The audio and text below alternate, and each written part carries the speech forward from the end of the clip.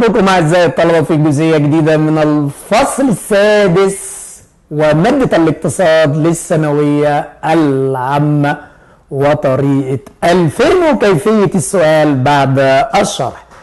في الجزئية السابقة كنا احنا تناولنا صور انتقال رؤوس الأموال، وقلت شوف جد أو شوفي بالعقل، هو بيقول لي صور انتقال رؤوس الأموال اللي هي المنح والهبات والقروض والاستثمارات. خلاص ما تتذاكرش، بكلمك والله ما بهزر، ما تتذاكرش فعلا، ده انا حاجه تعرفها. طيب تعالى بقى، قال لك انت مش حفظت، شوف الاول بيقول لك ايه، انت مش حفظت صور واشكال رؤوس الاموال. طب ايه رايك في السؤال اللي انا هجيبه لك ثانويه عامه ده؟ يقول لك ما هي دوافع، خلي بالك، ما هي دوافع انتقال رؤوس الاموال؟ ايه هي دوافع انتقال رؤوس الاموال؟ غير لك السؤال خالص، انت هتحفظ ما هي الاشكال، ما هي صور، قال لك ما هي الدوافع، الدافع، قال لك عندنا القروض. في طبعا خلي بالكم حته هامه جدا اللي ممكن يبقى لي صح وغلط، العلماء لحد الان او دارس الاقتصاد لم يستطيعوا التميز بين قروض قصيره الاجل وطويله الاجل، ودي ممكن يجيبها لك سؤال عشان تبقى انت عارف، ما تعيش بقى الدور وتقول لي بقى ايه ده موجود عندك في الكتاب وبقراها كويس لو انت بتفتح الكتاب. فهنا دي قروض قصيره الاجل. خلاص في عندنا قروض طويله الاجل وقروض قصيره الاجل. تملي القروض طويله الاجل بتستخدم للمشروعات الكبرى. ليه؟ على بال ما تبدا تنتج، واول ما تنتج تبدا تسدد. يبقى انا عندي دلوقتي نوع قروض. في طالب من الطلبه اللي هم الممتازين اللي بيتابعونا والطالبات يقول لك ما انا خدت القروض قصيره الاجل دي وطويله الاجل ديت في الفصل الخامس تحت بند البنوك التجاريه والبنوك المتخصصه. البنوك التجاريه بتديني قروض قصيره الاجل سريعه، البنوك المتخصصه بتديني قروض طويله الايه او متوسطه الايه الاجل. طيب يبقى انا دلوقتي اتكلمت عن القروض، يبقى قروض قصيره الاجل تسويه العجز بين الدول، وقروض طويله الاجل اللي هي بتستخدم للايه للمشروعات. طيب يبقى اول حاجه قلنا القروض. الاستثمارات، انت عارف الاستثمارات مرت عليك كم مره في الفصل الثاني، فصل الثالث، فصل الخامس. الاستثمارات ايه؟ الاستثمارات الاضافه الى ثروه البلاد الانتاجيه. هضيف ثروه على ثروه البلاد الانتاجيه عشان ازود الانتاج. يا ابني بالعقل يا ابني، انا لما بشجع الاستثمارات مش ببني مصانع، صعب دي. لما ابني مصانع مش بوفر فرص عمل، مش لما بوفر فرص عمل بزيد الدخل القومي في الفصل الثالث، مش لما بزيد الدخل القومي بيرتفع مستوى المعيشه. لما بيرتفع مستوى المعيشه بيبقى الميزان التجاري صالح ولا لا؟ يبقى لما يجي لك سؤال يقول لك ايهما تفضل الاستثمارات او القروض، تقول له استنى والنبي دقيقه واحده اروح اذاكر. امال انت داخل الجامعه ازاي؟ تقول له استنى دقيقه واحده اروح اذاكرها. ذاكر يا ابني، ذاكر يا حبيبتي. ايه اهميه الاستثمارات؟ الاضافه لثروه البلاد الانتاجيه عن طريق الاتي: انشاء مشروعات. طب لما ننشئ مشروعات يحصل ايه؟ توفير فرص عمل. لما نوفر فرص عمل زياده الدخل، لما يزيد الدخل يرتفع مستوى المعيشه. خلي بالك في طالب يقول لك ايه؟ يزيد الدخل القومي، يجعل الميزان التجاري لصالح الدوله، ميزان المدفوعات لصالح الدوله، فيرتفع مستوى المعيشه. خلاص هتذاكر بقى، تقول لي بقى ذاكر يعمل ايه بقى؟ اروح اذاكرها؟ يقول لك استنى ما اروح اذاكر حاجات فيها فين؟ اقراها من الكتاب وبقى بتصل بينا وقول لنا اذا كان الكلام اللي احنا بنقول لك ده صعب ولا سهل. ادنو.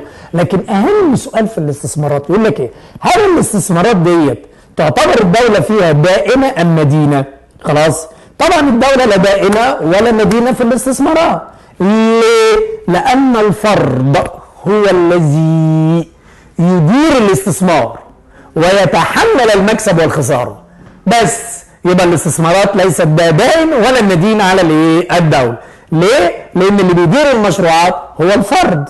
طالما الفرد بيدير المشروعات بيتحمل المكسب والخساره، ولكن الدوله عليها ان توفر له وسائل ومستلزمات الانتاج من ارض خلي بالك، والارض ديت اللي هي الاصول الانتاجيه، ومن تجهيزات فنيه اللي هي الاصول الانتاجيه. تقول له بقى انت حر، تنجح ليك ولنا، تسقط هتبقى ليك انت اولا بس هتخسرنا معاك ايه اقتصاديا.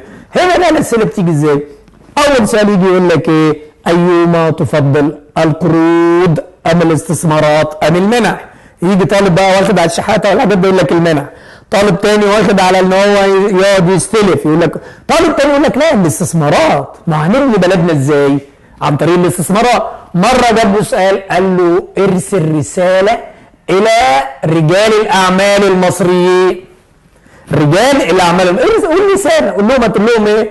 قول لهم يا جماعة تعالوا استثمروا عشان هيحدث ارتفاع هيحدث زيادة قدرة البلاد الإنتاجية، هيزيد الدخل القومي، هيزيد الدخل المتوسط، هيرتفع مستوى المعيشة، هنبقى بدل ما نبقى دول شمال ودول جنوب اللي احنا هناخدها، هناخد ممكن نخش في دول الشمال المتقدم. ايه اللي حصل؟ الدنيا اتهدت لما فهمت.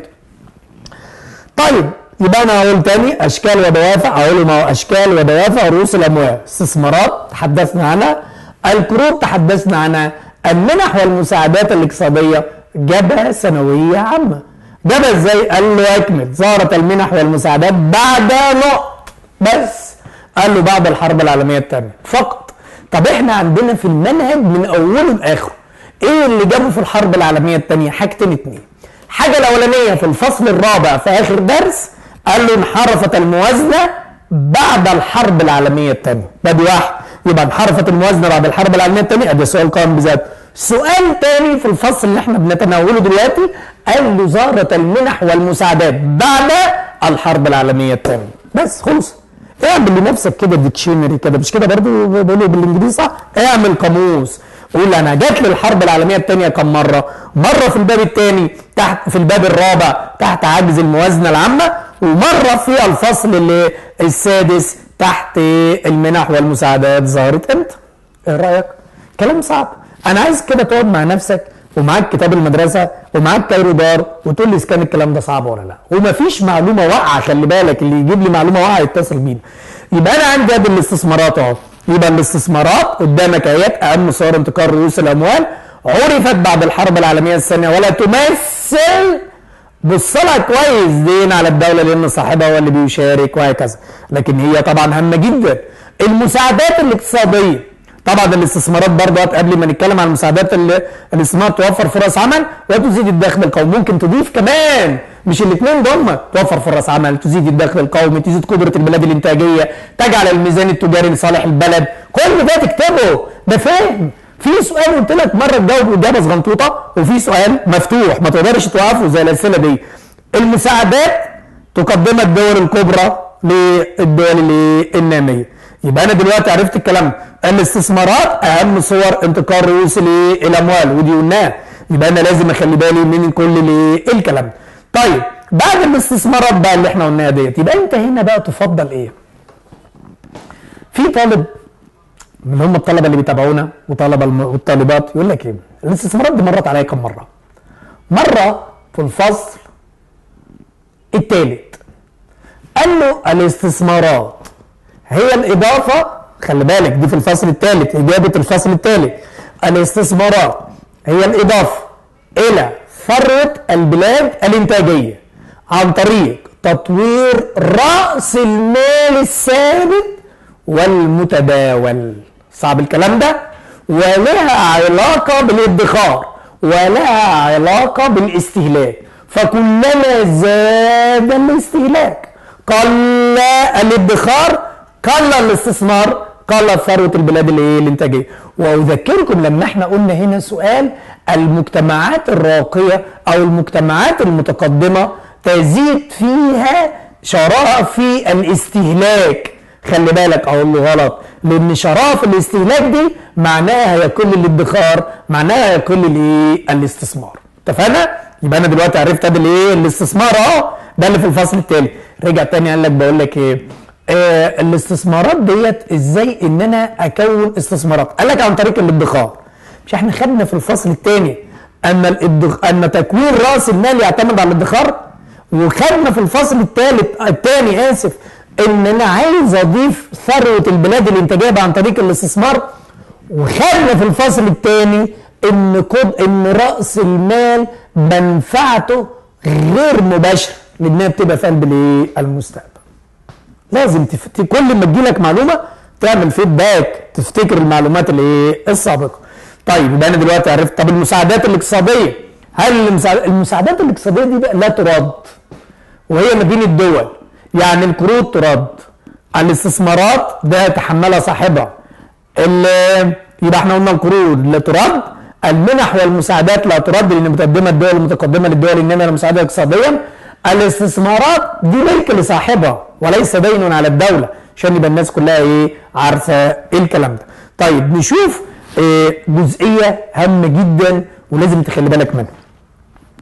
يا ترى احنا عندنا حته هامه جدا قوي، ايه الفرق ما بين القروض قصيره الاجل والقروض طويله الاجل؟ قلت لكم القروض قصيره الاجل بتستخدمها الدوله لتشجيع الصادرات والواردات. اقولها تاني، القروض قصيره الاجل بتستخدمها الدوله لتشجيع الصادرات والواردات بين الدول، يعني تشجيع حركه الايه التجاره. خلي بالكم من الكلام. وما زلت اقول لا يوجد تميز بين القروض المتوسطه وطويله الاجل. اقولها تاني خلاص، لا يوجد تميز بين القروض طويله الاجل وقصيره الاجل اللي هي تقعد مثلا 5 سنين مش عارف ايه والكلام دوت كله. يبقى خلصنا جزئيه اشكال ودوافع خلاص ووسائل انتقال رؤوس الاموال، وعرفنا ان اهمهم هي الاستثمارات، وعرفنا ايضا انها ليست دين على الايه الدوله. الى اللقاء في جزئيه جديده ان شاء الله من ماده اقتصاد الثانويه العامه.